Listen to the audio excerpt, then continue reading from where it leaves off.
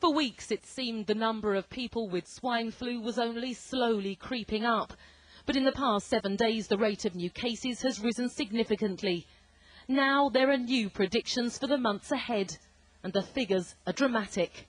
Cases are doubling every week, and on this trend we could see over 100,000 cases per day by the end of August, though I stress this is only a projection. It means a change in the way the outbreak is dealt with, the government moving from its containment to treatment phase. No longer will cases be confirmed by laboratories. Instead, it will be up to doctors to diagnose. Swine flu was first confirmed in the UK at the end of April, and the number of cases has steadily risen.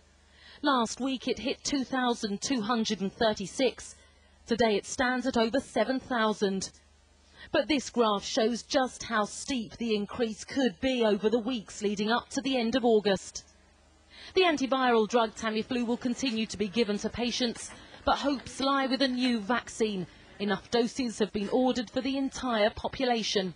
The vaccine will ultimately give a very high level of protection.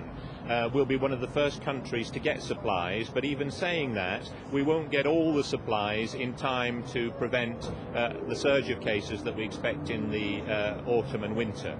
So we'll have to target, first of all, priority groups, but after that, we'll be able to give the vaccine more generally to the population, including healthy people. Flu viruses can spread if you don't catch your coughs or sneezes hygienically. A government campaign urged people to avoid spreading the virus by following simple rules. Catch it, bin it, kill it. But it seems that message is no longer enough to stop the spread. Before swine flu emerged, the government put together guidelines for what could happen in a serious pandemic. It predicted that the UK's GDP could be reduced by 0.75% in the year of outbreak. Depending on severity, it could reduce the country's future lifetime earnings by between £21 and £172 billion.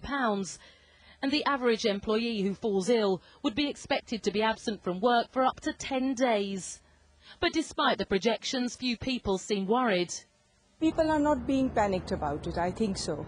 But I feel that the panic will set in if it becomes like an epidemic. I think the elderly will really suffer come October if we get a really bad outbreak, but apart from that, no.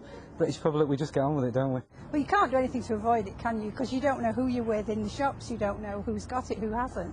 Yeah. So you'd just lock yourself away if you took it too seriously.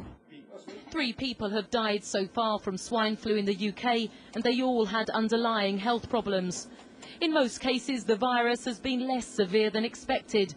But if people fall ill on the scale that's been predicted, it will undoubtedly put a serious strain on families, businesses and the NHS.